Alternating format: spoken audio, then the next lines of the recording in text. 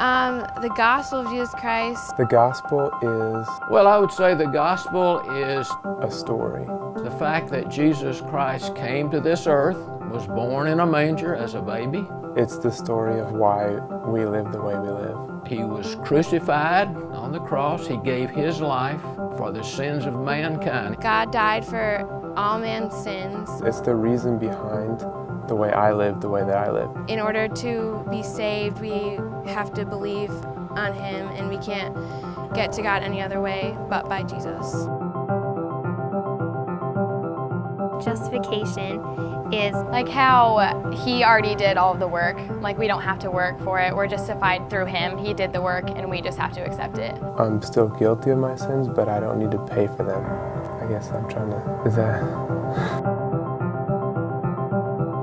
Reconciliation is... It means like fixing a broken relationship. Well, to be reconciled with somebody and like we're forgiven by God for our sins. It's hard to explain, but like I know what it is, but it's like hard to explain it.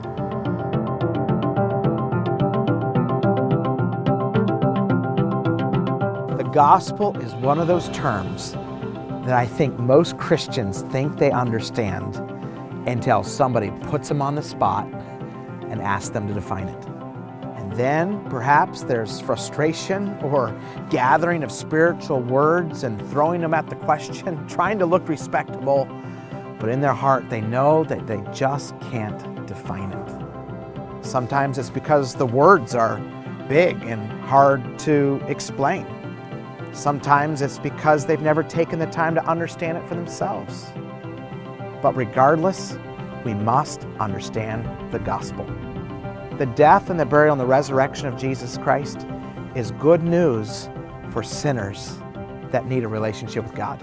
The death, the burial, the resurrection of Jesus is good news for Christians who need to have victory over sin. We must be able to define the gospel.